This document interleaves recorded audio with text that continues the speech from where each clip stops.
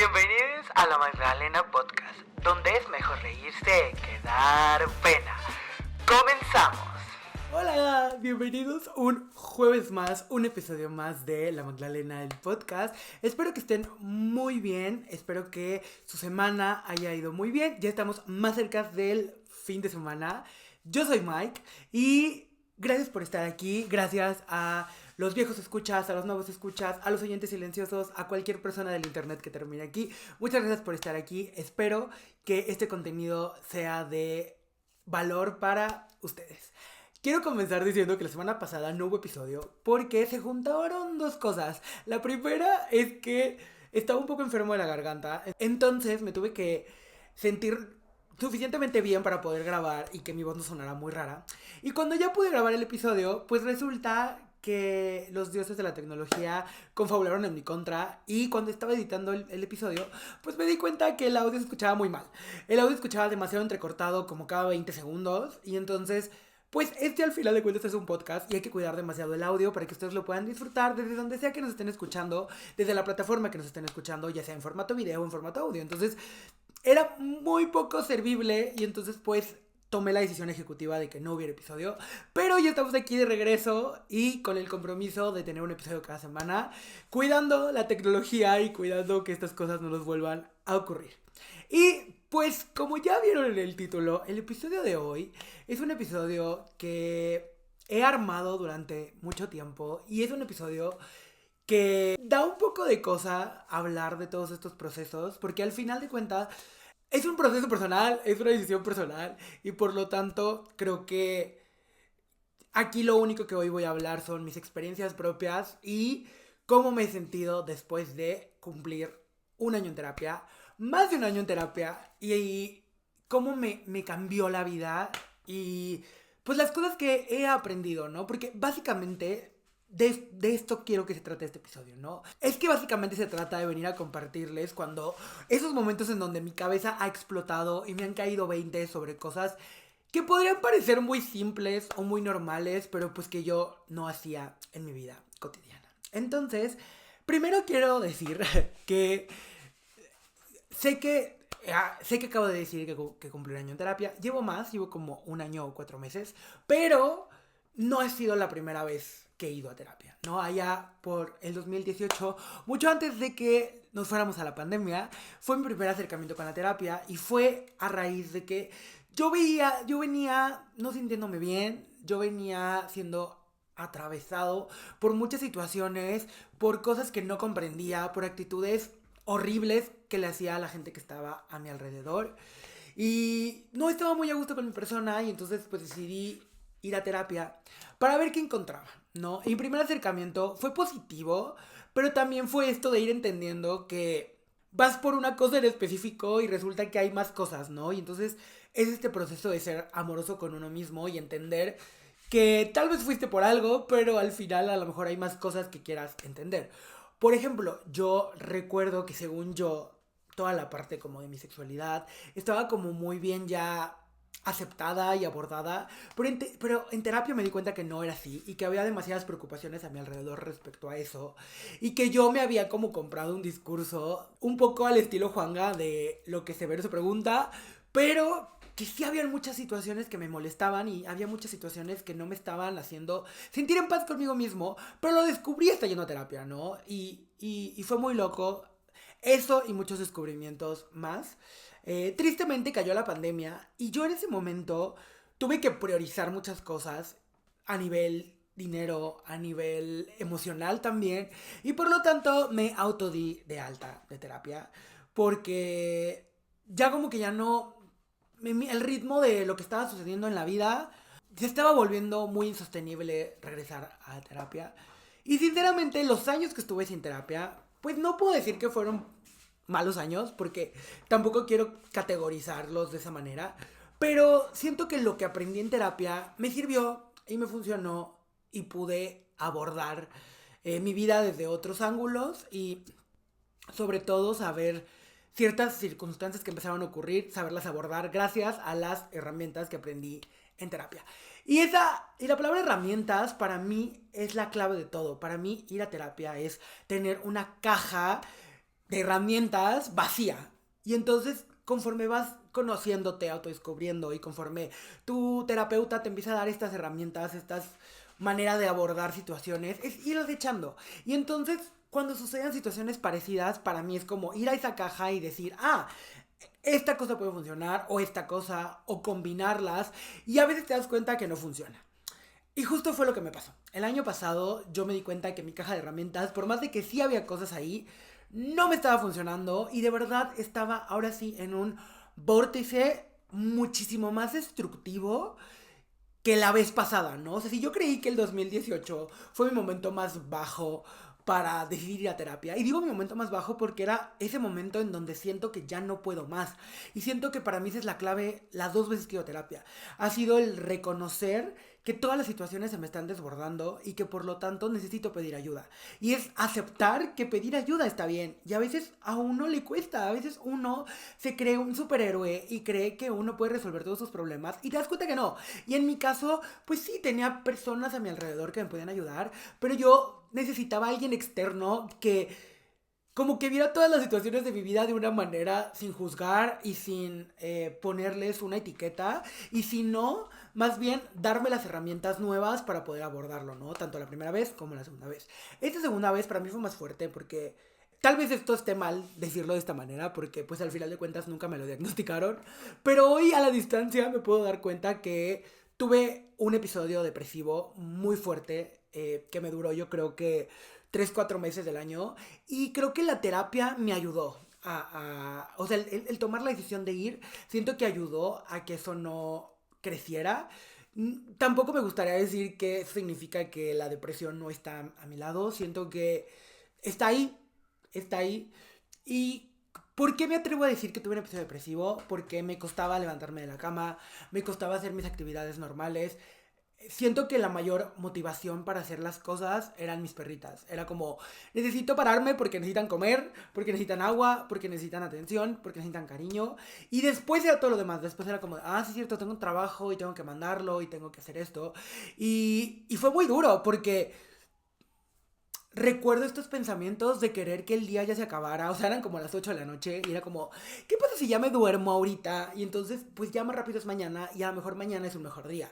Y recuerdo también despertarme y decir, no es un mejor día. Y llevaba 10 minutos despierto y es como, no funcionó. Y vivir como en este loop eterno de cosas que me estaban sucediendo, cosas que ni siquiera sabía que estaba sintiendo y que tampoco podía nombrarlas y que tampoco podía ponerles pues sí, o sea, explicar realmente qué me estaba pasando. Entonces, pues fue ahí cuando dije, necesito ir a terapia otra vez, ¿no? Y claro que fue también duro, porque justo al yo tener ya una caja con herramientas, era como, ¿por qué ninguna de estas funciona? O sea, ¿por qué si tengo ahora 15 herramientas, ninguna me está funcionando?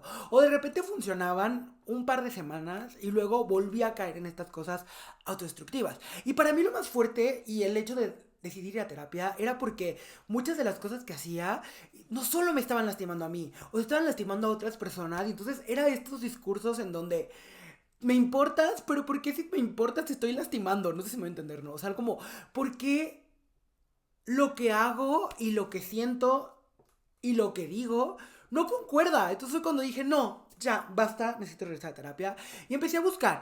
Obviamente, desde un inicio decidí que no iba a regresar con mi terapeuta de antes. No solamente porque me di auto de alta, o sea, no solo porque me di de terapia solo, no solo porque me di de alta solo, sino también porque yo sentía que ella me había aportado lo suficiente en mi vida y necesitaba otro enfoque distinto de terapia.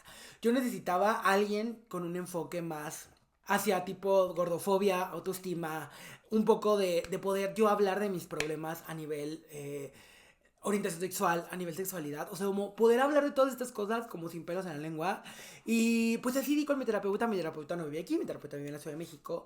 Y ha sido muy padre porque pues es terapia en línea y siento que funciona muy bien. Para mí es un poco parecido a esto, o sea, de estar grabando este podcast, en el sentido de que siento que soy muy bueno hablando, porque sí he escuchado que a muchas personas les cuestan las en línea porque es como se distraen o les cuesta mucho si no está como la persona en vivo y en directo. A mí no, a mí cualquiera de las dos me funciona más, pero en este momento de mi vida pues ha funcionado mucho más la parte en línea y ha sido muy padre, o sea, siento que mi terapeuta me ha ayudado muchísimo en muchas cosas y me ha ayudado a tener perspectivas distintas ante cosas que me están ocurriendo y ha sido una gran ayuda en todo este tiempo. Obviamente no estoy listo para dejar la terapia porque siento que justo como uno va por un momento de su vida y por cosas que le están pasando, pues a lo mejor uno siente que ya las resolvió y que puede dejarla. Yo en este momento siento que no, o sea, siento que aún hay cosas que mi terapeuta me dice o nuevas herramientas que me da que no sabía que existían. Entonces como, no, todavía no estoy listo. Es verdad que he avanzado mucho en el sentido de que, pues yo empecé yendo una vez cada semana y ahorita ya estoy yendo cada 15. Y para mí eso significa que el avance ha sido padre y que significa que tal vez una semana estoy mal, pero la siguiente estoy bien. Entonces como que digo que ha sido un viaje muy, muy interesante. Y pues una de las primeras cosas que yo hablé en terapia o que quise tratar en terapia fue un tema sobre mi autoestima. Porque, pues la verdad, a lo largo de mi vida me ha costado no solamente el tener una autoestima alto, sino el quererme, el respetarme, el hablarme de buena manera. Y ha sido todo un viaje, o sea, inclusive fue un viaje que empecé mucho antes de terapia y que cuando yo llegué a terapia y empecé a hablarlo, pues me di cuenta que no estaba tan mal como yo creía y solamente tenía que reconocer todo el esfuerzo que yo había hecho para llegar ahí, ¿no?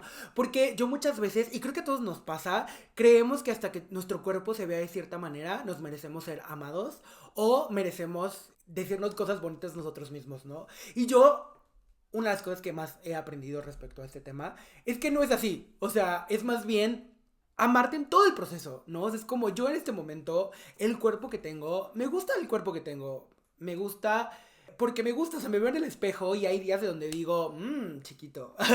Y claro, hay otros días en donde tal vez no me gustó, pero eso no significa que ya por ese día que no me gusté, tiro al desagüe todo el trabajo realizado, ¿no? Creo que en el tema de la autoestima, como en otros temas, es entender que nunca es permanente. O sea, es como una montaña rusa, ¿no? Hay estos picos y que también uno tiene que hacer cosas para encontrarse bello, atractivo y que su autoestima funcione de una muy buena manera. O sea, yo he entendido que el hecho de pintarme las uñas, el hecho de vestirme de cierta manera, a mí me trae paz, tranquilidad y me hace sentir más atractivo. Para mí, no para los demás. O sea, como que mi cerebro el primer clic que hizo fue que la autoestima primero tiene que venir para mí y si yo empiezo a construir mi propia seguridad, puede ser que entonces hacia afuera se vea, ¿no? Entonces ha sido muy interesante todo ese proceso. También entender que no está mal querer cambiar tu cuerpo, pero lo que está mal es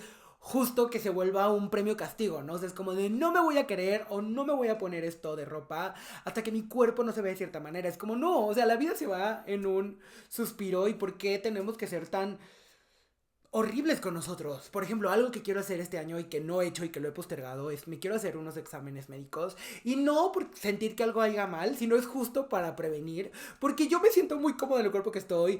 Según yo, hay días donde como saludable, hay días donde no, pero digo, ¿qué tal que si a lo mejor tengo algo que no sé y a lo mejor ahí tal vez mi cuerpo se transforme, pero creo que el resultado está de más. O sea, creo que a veces nos enfocamos mucho en el resultado final, ¿no? En que yo quiero que mi cuerpo se vea de cierta manera y nos obsesionamos con eso y no con el camino, que es... Lo demás es consecuencia de. Entonces, la verdad, me siento muy a gusto hablando de este tema de esta manera, porque sí es verdad que inclusive hasta en mi vida adulta me tocó recibir comentarios muy gordofóbicos, comentarios muy horribles, y también uno se da cuenta cómo uno normaliza la violencia. Es decir, yo muchas veces normalicé, hubo periodos de mi vida en donde bajé de peso por decisión propia y uno se acostumbra a recibir esos comentarios, ¿no? O sea, recibir, qué bien te ves, y a veces es como de, pues sí, pero no sé qué tan sano está haciendo la manera en que lo estoy haciendo, ¿no? Entonces, siento que hoy estoy en un lugar muy en paz conmigo mismo y creo que también ustedes lo vieron en las temporadas pasadas, pasé por distintos colores de cabello y eso también fue esta búsqueda de qué cosa extra le puedo agregar a mí para cuando yo me vea en el espejo diga, ay, qué guapo estoy, ¿no? Y también entender que cuando hay días que no sucedan, pues está bien también, ¿no? O sea, creo que la obsesión por estar todo el tiempo controlando y la obsesión porque todo el tiempo todo esté bien, creo que tampoco está chido y creo que es muy poco probable que se logre y creo que al final solamente nos traumamos, solamente creamos más, pues sí, un ambiente más desagradable que el hecho de decir, este es mi cuerpo, lo amo, lo respeto y lo honro y me gusta y merezco ser amado y merezco quererme a mí mismo y no esperar hasta que mi cuerpo sea lo suficiente. Entonces, creo que de este tema yo diría que hay que aprender a ver y aceptarnos en todos los momentos y etapas. Y también aceptar que inclusive hay días en donde por algo no nos sentimos atractivos y está bien. Y hay días en donde nos vamos a sentir los más perros y también está bien. Creo que no darle más importancia a uno y al otro, ¿no? Sino pues reconocer que las dos cosas pues pueden suceder. Otra de las cosas que he aprendido en terapia ha sido el control de mis emociones y identificar las emociones. Porque yo era esta persona y que también en episodios aquí lo he dicho, que yo sentía que sí estaba muy en contacto con mis emociones, ¿no? Que las sabía transitar, que las sabía vivir, que si quería llorar lloraba, que si quería ser feliz y reírme lo hacía, que si me quería enojar enojaba. Pero luego me di cuenta que solamente como que conectaba con las mismas emociones una y otra vez, ¿no? Y que en mí había un miedo para transitarlas, ¿no? O sea, era como que yo mismo las cortaba, que yo mismo decía, no, o sea, está bien llorar, pero tampoco llorar tanto, porque quién sabe el llanto hacia dónde te lleve. Y yo eso lo asocio un poco al episodio de depresión que tuve, porque claro, da miedo, o sea, llorar demasiado, uno piensa que no va a poder salir de ahí, entonces, como que los primeros momentos de empezar a experimentar las emociones se siente bien raro porque sientes un descontrol y yo sentía como que todo era más grande que yo. O sea, de repente llorar era de esas veces que hasta te hiperventilas y entonces era como, ¿cuándo voy a dejar de llorar? ¿Hasta qué horas voy a dejar de llorar? Y de repente también el enojo se sentía de una manera muy loca y cuando me sentía muy feliz también se sentía como muy desbordado. Entonces era como wow, o sea, mis emociones pueden ocasionar esto y no lo sabía. Y creo que esto va ligado un poco a la inteligencia emocional, porque al final sí es verdad un poco que uno decide cómo reacciona ante las situaciones que le sucedan. Es verdad que sí hay una culpabilidad de los demás, ¿no? O sea, creo que el hecho de hacerse responsables los demás de las cosas que están diciendo y haciendo hacia nosotros. Pero nosotros decidimos cómo lo vivimos y creo que las emociones está ligado con eso, a cómo reaccionamos respecto a las cosas que nos van pasando y a los estímulos que nos empiezan a llegar, porque a veces no sabemos cómo tomarlos, cómo transitarlos. Hoy puedo decir que lloro mucho, más que antes, pero ahora lloro como en espacios. O sea, es decir, de repente me dan ganas de llorar y lloro, y de repente ya me quedo sin lágrimas y ya todo ese día ya no lloré, o al día siguiente no, y de repente al inicio, cuando empecé a experimentar todas estas nuevas picos de emociones, pues de repente lloraba hasta 40 minutos seguidos y entonces yo decía, ¿a dónde voy a terminar? Y ahora no, ahora es como que, inclusive mi tren de pensamiento es decirme a mi cuerpo, llora, tú me avisas cuando ya. Y literal, de repente ya no salen lágrimas, de repente ya la hiperventilación se acabó, o de repente ya no me dieron ganas de llorar y digo, wow. Y creo que también a nivel inteligencia emocional me ha servido como para detectar desde dónde viene. Porque a veces uno piensa que está enojado o está triste y de repente te das cuenta que es otra emoción. O de repente te sientes muy feliz, pero en realidad no te sientes feliz, en realidad lo estás fingiendo. Entonces creo que el reconocer las emociones es un trabajo muy arduo y creo que uno nunca termina porque siempre hay situaciones nuevas que se nos enfrentan y no sabemos ante estas nuevas situaciones cómo nos vamos a enfrentar ante ellas hasta que suceden. Entonces creo que a nivel emocional es lo mismo, o sea, a nivel emocional no sabemos cómo nos vamos a comportar y cómo nos vamos a sentir respecto a situaciones, ¿no? Que nos vayan sucediendo. Y al final creo que todos mis aprendizajes van ligados al siguiente punto y el siguiente punto es que todo es un proceso y que a veces a uno o a mí me gustaría adelantar. O sea, muchas veces, sobre todo me acuerdo muy al inicio de mis primeras sesiones en terapia, que varias veces le repetí a mi psicóloga, es que a veces me gustaría que mi vida fuera como la película Click de Adam Sandler y tener un control y adelantarme todo este sufrimiento, adelantar todo este aprendizaje y llegar al momento en donde lo veo hacia atrás y digo, ay, qué chido todo lo que aprendí, pero qué bueno que ya no estoy ahí. Y es fuerte, porque a veces sí, o sea, estar en el sufrimiento es horrible. El estar aprendiendo cosas y doliéndote y rompiéndote y volverte a pegar es una cosa muy dolorosa y muy rara y que es muy difícil de hablarlo, porque al final junto, como todo es un proceso, pues al final también es un proceso personal. Y entonces uno a veces quisiera que el mundo entero te entendiera y no te entiende porque no está viviendo lo que tú estás viviendo. El mundo sigue girando. O sea, el mundo no se va a detener porque tú estés mal o porque tú tengas que aprender cosas o porque tú tengas que sanar. Y es horrible porque entonces es como, ¿por qué no puedo parar? O sea, ¿en qué momento me puedo bajar de esta vida para poder analizar lo que me está sucediendo, ¿no? Entonces a veces es muy complicado porque me sigue pasando. O sea, para mí este concepto de todo es un proceso me sigue sucediendo al día de hoy, que me desespera. O sea, que quiero resultados más rápidos, que quiero llegar al final en donde veo hacia atrás y todo está bien. Y es complicado porque es de las cosas que más intento recordarme. O sea, casi es un mantra personal todos los días de esto es un proceso, tranquilo, tranquilo, relájate. Pero es complicado entenderlo. Es complicado aterrizarlo, es complicado pues transitarlo, porque también siento que el hecho de vivir en esta sociedad entre capitalista y hiperestimulada, que nos obligamos a querer que todo ocurra de ya. Y hay cosas que no, o sea, hay cosas que tienen que transitarse. Yo en este punto, yo agradezco que, hoy lo veo como un agradecimiento, que la vida me mandara de sopetón el hecho de terminar una relación y quedarme sin trabajo y no tener la necesidad, y claro, es un privilegio cabrón, de tener que buscar un trabajo tan rápido y entonces poderme darme chance de saber qué estaba pasando y enfocarme al 100 en mi salud mental.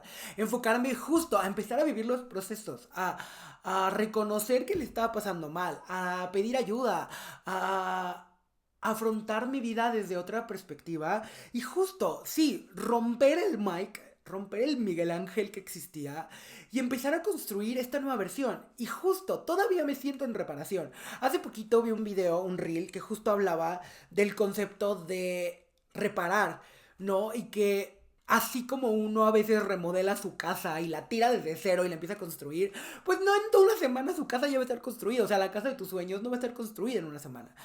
Que a veces nos obligamos a querernos reparar y a querernos curar en una semana.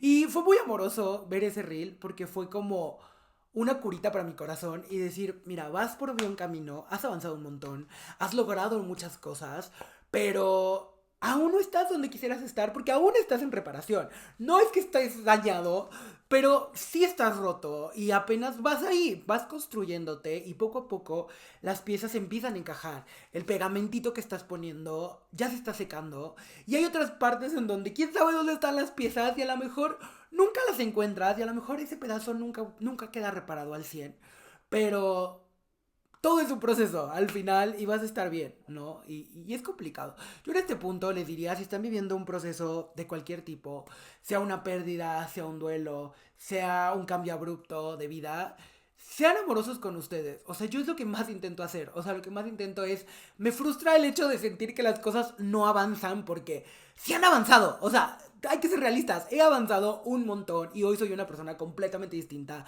a la que empezó la terapia. Y por eso justo que les quiero compartir todo esto.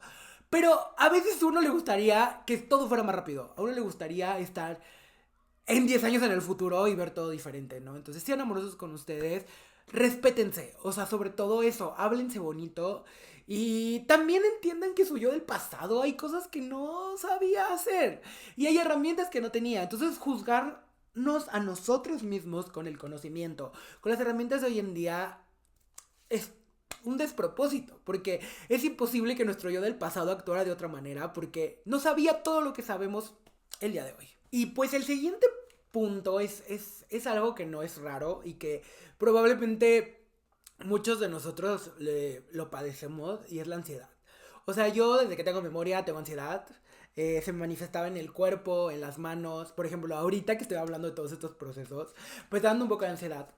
Porque es vulnerarte, ¿no? O sea, es al final estoy hablando de mis propios procesos y los comparto para que allá afuera, si alguien los escuche, no se sienta solo. Porque en este proceso hay muchos días donde uno se siente solo, donde se siente que es la única persona que está pasando todo esto.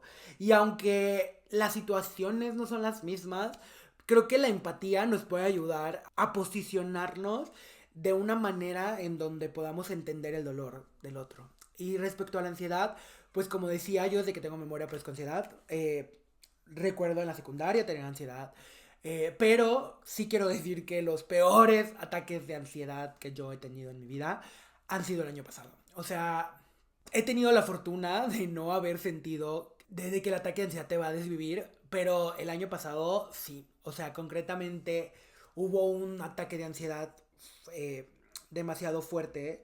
Pero antes de hablar de ese ataque de ansiedad, yo en este proceso de la ansiedad, como que yo empezaba a vivir mis ataques de ansiedad y ya que habían pasado, los hablaba, ¿no? O sea, con amigas o con mi mamá, que son como mi círculo más cercano, los hablaba, pero ya que pasó, no en el momento de la tormenta, sino que la tormenta ya pasó. Y entonces, una vez platicando con mi mamá de un ataque que me dio, me dijo, ¿y por qué no me hablaste en ese momento? ¿O por qué no te vienes a la casa? ¿Por qué tienes que vivirlo solo? Y yo como que decía, no, pero pues es que no te quiero angustiar, no te quiero abrumar y además, pues ya estoy bien. Y pues sí, ya estaba bien porque pues ya habían pasado 3 o 4 días del ataque. Pero justo en ese ataque en concreto, que lo recuerdo y es demasiado fuerte, porque ya había la amenaza de que iban a empezar a despedir personas de donde trabajaba. Y yo ya había escuchado a ciertas personas que les habían hablado a una junta. Y de repente, un jueves, llega un mensaje de una de mis jefas citándome a una junta al día siguiente. Y obviamente cuando leí el mensaje dije, me van a despedir. Y me dio un mega ataque de ansiedad. Porque para ese punto yo tenía 3 semanas de haber terminado una relación. De ahora vivir... O sea, tenía como 7 meses viviendo solo, pero aparte acaba de terminar la relación y entonces todo dependía de mí. O sea, a nivel dinero, a nivel tú contra el mundo, ahora solo estabas tú, ya no había equipo, era yo. Tenía familia, amigos, pero en ese momento cuando recibo la noticia de que probablemente me despidan, porque a este punto yo no sabía si iba a suceder o no, pues me abrumé y yo estaba trabajando y cuando se confirmó que al día siguiente la cita iba a ser a las 10 de la mañana, empecé a hiperventilar, empecé a llorar de una manera en donde se abrió un grifo del agua y no podía parar. Y me paré el sillón porque estaba trabajando en la sala y empecé a dar vueltas, vueltas y vueltas y vueltas por la casa y no podía controlarme. Literal, yo sentí que me iba a dar un paro cardíaco por cómo se sentía a nivel físico. Si ya vieron Intensamente 2, como lo vivió Riley, así lo viví. Tal cual. O sea, era una cosa horrible en donde yo dije, aquí ya me quedé. Y entonces de repente salió una voz en mi cerebro que era, tranquilo, necesitas terminar de trabajar y luego te pones a sufrir. Y literal, mientras terminaba de trabajar, mi cerebro otra vez se acordaba de que iban a despedir y que entonces que iba a hacer sin trabajo, que iba a hacer, cómo me iba a mantener. Y luego era como de voy a tener que regresar a casa de mis papás o me voy a poder quedar aquí, no sé. O sea, era un montón de dudas. Terminé de trabajar y el ataque no se terminó. En realidad se agravió demasiado y como 2 horas después que todavía estaba mal, entonces le hablé a mi mamá y le dije, no te quiero asustar, pero estoy teniendo un ataque de ansiedad y puedo ir a tu casa. Es que no me quiero quedar en mi casa. Y luego le hice un paréntesis y le dije, con eso no te quiero decir que no es que quiera atentar contra mi vida y suscribirme a esta vida, pero siento que podría ser muy peligroso si yo me quedo en esta casa solo con mis pensamientos. Solo es eso, puedo ir y mamá, claro, ven, por supuesto. Y pues me fui y obviamente en el trayecto manejando, ahí descubrí que manejando se me reducía la ansiedad, que no lo sabía. O que a lo mejor sí lo sabía, pero como que no se me ocurrió en ese momento. Y obviamente ya cuando llegué a casa de mi mamá, que son como 20 minutos de mi casa, ya me había tranquilizado, ya había pasado. Y obviamente cuando empecé a hablar con mi mamá, o sea, fueron como 40 minutos sin poder parar, donde le expresé cómo me sentía, expresé todos los caminos que mi vida podía tomar, expresar todo y literal me acuerdo decirle, yo sé que te tengo. yo sé que estás ahí, pero de verdad necesito escucharlo. Ahorita, en este momento, necesito que... Porque mi mundo está derrumbando. No sé si me van a despedir, pero es un 90% seguro que sí, porque de otra manera no entiendo para qué me citan a una junta.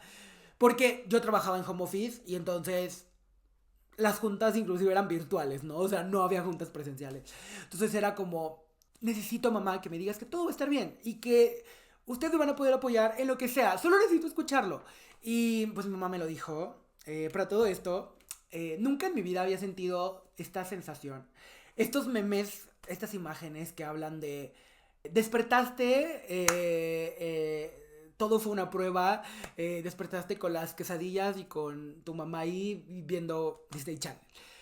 Pero lo viví porque como yo no le había avisado a mi mamá que iba a ir, pues mi mamá no había hecho suficiente comida porque pues no sabía que yo iba a ir. Y pues me vio tan mal que obviamente me ofreció de comer y me hizo unas quesadillas. Entonces hubo un momento en donde yo me sentí como un niño chiquito, pero no en el mal sentido, sino en decir, qué bonito que a mis 30 puedo vulnerarme de esta manera con mi mamá y puedo ser este niño chiquito y que me puedan proteger y que me pueda decir todo va a estar bien. Y obviamente me dio un abrazo y obviamente me sentí mucho mejor. Y ahí una de las grandes lecciones que aprendí es pedir ayuda en el momento. No ya que haya pasado, no que ya lo cuente como una anécdota chiste, no que ya lo cuente como una rutina de stand-up, sino a veces en el momento es necesario y desde ahí creo que he cambiado mucho mi perspectiva. O sea, a veces sí hay momentos en donde uno no quiere hablar de lo que le está doliendo porque tampoco uno lo ha descifrado, pero siento que cuando empieza a ser más fuerte que uno, hay que hablarlo con alguien, ¿no? Y pues respecto a la ansiedad, pues yo a este punto he aceptado que toda mi vida va a estar ahí y que hoy tengo muchas herramientas para poder disminuirla, para poder afrontarla, inclusive a veces los escucho, o sea, a veces escucho mis pensamientos ansiosos y ya que terminan los empiezo a clasificar, a analizar y decir, esto es una basura de pensamiento, esto no sirve para nada, esto podría considerarse, no había pensado en eso, porque al final la ansiedad tiene que ver con sobrevivir y creo que nuestro cuerpo y nuestra mente lo que quiere es eso, que sobrevivamos a esta jungla de vida, pero a veces es pesado y yo hoy en día sí considero a mi ansiedad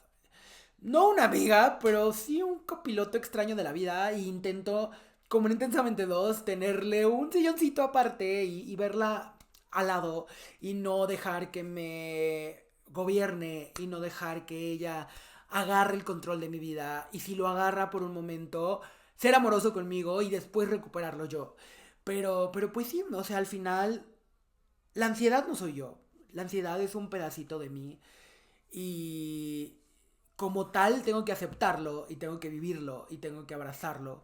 Pero eso no significa que me define y eso no significa que soy pura ansiedad. Soy muchas cosas, pero sí es verdad que el reconocer que tengo esto y que pues puedo resolverlo, ¿no? Y yo sé que si llegara un momento de mi vida, porque puede suceder que mi ansiedad sea más grande, pues sé que hay otras cosas, ¿no? O sea, existe psiquiatras y existe medicamento y creo que el día de hoy no me daría miedo tomar medicamentos y eso me va a ayudar a disminuir la ansiedad. La vida hoy me da el privilegio de que con la pura terapia y con las herramientas que he adquirido puedo afrontarla. Pero en este punto quiero decirles que no están solos. Hay muchas herramientas, hay muchas maneras de abordarla y pidan ayuda, sobre todo eso. O sea, a mí las dos veces que he ido a terapia ha sido porque no he podido más y pedir ayuda está bien. Y también tener un círculo de apoyo. Para mí, mis amigas y para mí, mi mamá es ese apoyo junto con mi psicóloga, pero son ese apoyo que yo sé que puedo irles a contar las cosas y no me van a dar una palmadita de tú tienes la razón, me van a hablar con objetividad y me van a ayudar a afrontar las cosas pues de una mejor manera. Y de seguro ustedes tienen a personas así en sus vidas. Y si no, este espacio es ese. Por eso existe este espacio, por eso existe la Magdalena. Por si ustedes necesitan algo, pueden escribir tanto al podcast como a mis cuentas personales. Y si puedo hacer algo por ustedes o orientarlos, crean que les voy a intentar ayudar. Y si no puedo, pues les diré quién sí. Otro de mis grandes aprendizajes, herramientas que he adquirido en este año y cachito de terapia, ha sido, si no accionas, las cosas no se resuelven. Y sé que es muy obvio, ¿no? Es como, pues claro, tienes que tomar una decisión para que todo suceda, pero como que yo no me había dado cuenta. lo sacatón que era para tomar decisiones, lo cero confrontativo que era, y verlo como una herramienta me ha ayudado mucho, ¿no? Inclusive ser amoroso cuando no quiero hacerlo también, ¿no? Porque a veces sigue costando, o sea, creo que la terapia es aceptar eso, o sea, aceptar que no es que ya resolviste una cosa y automáticamente ya nunca en la vida te vas a volver a equivocar, ¿no? O sea, al final somos humanos y hoy estamos bien y mañana no, y mañana nos vuelve a doler lo mismo por algo, ¿no? Es como cuando uno se enferma de la panza por comer picante y pues si sigues comiendo picante te va a volver a doler, ¿no? Tal vez ahora ya sabes que no tienes que comer tanto, pero sabes que el peligro podría estar ahí, ¿no? Entonces, en mi caso, yo era una persona que le costaba mucho tomar decisiones, que dejaba las decisiones en los demás, que los demás decidieran mi vida y empezar a entender que yo tengo poder, decisión y que justo el tomar el volante de mi vida es mi responsabilidad y el salvarme, el sacarme del hoyo, las decisiones que quiera tomar en mi vida solo me corresponden a mí. Ha sido muy fuerte, pero ha sido muy revelador porque entonces ya no hay a quien echarle culpa. O sea, hoy a mis 31, si no quiero trabajar, es mi responsabilidad. Si no quiero comer sano, es mi responsabilidad. Si quiero salir de noche, es mi responsabilidad. Si no quiero salir, es mi responsabilidad. O sea, no hay nadie más a quien le puede echar la culpa. Y entonces está bonito también, porque entonces uno se hace responsable de sí mismo, de sus decisiones, de su vida. Y no hay cosa más bonita que tener el control de tu vida y no sentir que alguien más lo tiene. Porque yo sí sentí que durante muchos años mi vida estaba siendo controlada. Y ni siquiera quiero decir por personas en específico. Creo que yo nunca había tomado decisiones y entonces como que era preferible que alguien más tomara decisiones que yo. O sea, típicas, suena bien pendejo, pero es como esto de qué vamos a comer hoy y que uno decía nada. O sea, en mi familia mi mamá nos preguntaba y yo nunca contestaba y mi mamá era la que tomaba las decisiones. Entonces, como que siempre fue eso. O sea, como que siempre tuve personas a mi alrededor que tomaran estas decisiones. Y sí había tomado decisiones en mi vida, pero siempre como que atravesadas por las personas que estaban a mi alrededor más que por mí. Y hoy en día yo tengo el control. Y también me he dado cuenta que si quieres que algo pase lo tienes que preguntar. No, o sea, uno se puede quedar aquí en su mente y crear 1500 escenarios de todo lo que pueda llegar a pasar. Pero hasta que no se habla, hasta que no lo enfrentas, hasta que no preguntas, pues no vas a saber si lo que estás pensando aquí es real. Y la mayoría de las veces no. Para mí ha sido muy loco el darme cuenta que la mayoría de las veces no, que es justo mi ansiedad hablando, otras cosas hablando. Entonces, sé que esto es una obviedad, pero sí, creo que no hay cosa más bonita que tomarte tus propias decisiones y recuperar tu vida. Tampoco es fácil, porque a mí me costó, o sea, puedo decir la cosa más tonta del mundo, pero, o sea, yo me di cuenta cuando empecé a vivir solo que elegir qué ver en alguna plataforma me costaba hasta 2 horas, 3 horas de mi vida, porque ahora yo podía decidir absolutamente todo lo que yo pudiera ver. Y entonces era como de, ¿cómo? O sea, ya no va a haber alguien más que pueda decidir. No te puedo preguntar si tú quieres ver eso y tú me digas que no y entonces vemos otra cosa o que tú elijas. También me pasó con elegir qué comer, qué hacerme de comer ahora que vivía solo. Entonces fue loquísimo porque ahí me empecé a dar cuenta que decisiones tan simples me costaban mucho porque nunca las había tomado, porque nunca las había visto con esa seriedad. Y hoy en día sigo perdiendo 1 hora viendo el catálogo como todo mundo, pero ahora sé que yo decido lo que quiera ver. Inclusive si decido quedarme solo viendo el catálogo es mi decisión y no interfiere a nadie más. Y el siguiente punto va muy ligado, que es aprender a ponerme a mí primero. Porque creo que justo como yo estaba acostumbrado a que el mundo decidiera qué iba a suceder con mi vida, me costaba mucho ponerme a mí primero. Me costaba mucho, hasta cierto punto, ser egoísta con mis decisiones, con lo que yo quisiera hacer. Aprender a decir que no también va ligado a eso. Y entonces, hoy en día creo que sí me escucho mucho y creo que sí me atrevo a ponerme a mí primero. Ay, creo que siempre va a haber situaciones en donde uno no tiene mucho en dónde elegir, mucho que hacer. Pero siento que las que uno puede tener injerencia, creo que uno puede hacerlo de la mejor manera y tomar decisiones desde un mejor lado. Y creo que mi psicóloga me lo ha dicho, ponerte a ti primero nunca va a estar mal, porque al final estás tomando las decisiones para que tú estés bien. Y no importa qué decidas, no importa lo que hagas, pues siempre vas a ganar tú. Y yo lo he visto, o sea, desde que mi psicóloga me lo dijo tal cual, yo he visto que sí es cierto. O sea, siempre que voy a tomar una decisión, obviamente pienso en lo negativo porque ansiedad, pero luego me doy cuenta de que lo negativo no es tan negativo, porque entonces, si no se cumple, pues entonces ya no voy a estar sufriendo por esto, porque ya sé que no va a suceder. Y entonces puedo avanzar hacia otro lado, ¿no? Y es muy loco porque tiene toda la lógica del mundo, pero ponerlo en práctico es muy complicado y muy difícil porque no estoy acostumbrado, y creo que nadie estamos acostumbrados a ver la vida como un siempre ganar, porque siempre es como que perdiendo ganas, y yo hoy lo veo, por supuesto, porque entonces ya no vas a estar sufriendo. O sea, si hoy quiero hacer de comer tal cosa y no tengo las cosas, pues tengo dos opciones: voy y compro o no compro. Si no compro, pues hago con lo que tengo, y si compro, pues hago otra cosa. Entonces, o sea, de todos modos gano. Y así con todo, o sea, con decidir tal vez terminar vínculos, también es lo mismo. O sea, es como de, o sea, este vínculo ya no me está aportando nada, va a ser doloroso el no estar juntos, pero si sí seguimos juntos, pues entonces vamos a hacer que las cosas mejoren. Y si no, pues toda esta cosa que ya no me está haciendo bien, la voy a soltar y voy a avanzar y ya no me voy a sentir así. Gano. Y así en muchas cosas. Entonces creo que al final muchas de las cosas son perspectiva. Y creo que, como frase de abuelita, cada quien habla como le va en la feria. Y cada quien habla de sus propias experiencias. En este episodio lo que yo les he compartido ha sido mis procesos, mis avances, los 20 que me cayeron. Y puede ser que haya alguien lo vea y diga, pobre blanco privilegiado que se queja de ciertas cosas. Pero han sido mis batallas y ha sido lo que a mí me ha tocado experimentar en el último año de mi vida. Y yo he tenido que enfrentarme a todas estas cosas. Y ha sido doloroso y sigue siendo doloroso a veces. Y sigo aprendiendo cosas nuevas. Y entonces quiero cerrar el episodio diciendo, sean amorosos con ustedes mismos. Y si necesitan ayuda, pídanla. De verdad, pedir ayuda a tiempo les puede salvar la vida, les puede traer más paz, les puede tener. Y también quiero decir, estamos obsesionados demasiados con ser felices y con que la felicidad sea algo que se mantenga en nuestras vidas para siempre. Y yo me he dado cuenta, y en terapia también he entendido, que la felicidad es una emoción. Por lo tanto, va a ir y venir, ¿no? Así como no todo el tiempo estamos tristes, y si estamos tristes, pues tenemos depresión.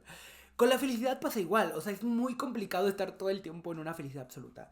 Pero lo que sí podemos estar es tranquilos y en paz. Y hoy en día intento que las decisiones que tomo, que la vida que estoy construyendo, me lleve a un estado más de paz y de tranquilidad que de felicidad. Obviamente va a haber cosas en la vida que me suceden y que me dan mucha felicidad. Y entonces cuando explota la felicidad, pero la puedo apreciar gracias a que cuando estoy triste, transito la tristeza. Cuando estoy enojado, transito el enojo. Si algo nos ha dejado intensamente uno, intensamente dos, es aceptar las emociones. No hay emociones buenas y malas. Lo que hay son emociones puras. Y uno, con la perspectiva, uno con lo que le está sucediendo y uno con lo que entiende y cómo ve el mundo, decide darle esa intención a la emoción. Entonces, como todas las emociones son buenas, vívanlas. Repito, sean amorosos, y si necesitan ayuda, pídanla. Este espacio es un espacio seguro. Si ustedes necesitan algo, si necesitan ayuda, si no saben con quién hablar, pueden contar pues con este espacio. Y pues sin más, quiero decirles, si llegaron a este punto, que compartan este episodio si creen que si alguien lo puede necesitar. Cuéntenme en los comentarios si han ido a terapia, si les ha funcionado, qué 20 les han caído. Creo que de lo que se trata es hablar más de estos temas para que se quiten este tabú que tristemente la salud mental pues sigue teniendo. Y recuerden que nos pueden ver en YouTube, nos escuchamos por todas las plataformas del podcast. Y síganos en todas nuestras redes sociales. Estamos en Instagram, estamos en Facebook, estamos en TikTok. Yo soy Mike y esto fue La Magdalena Podcast. Y nos vemos el próximo jueves a las 11 de la mañana.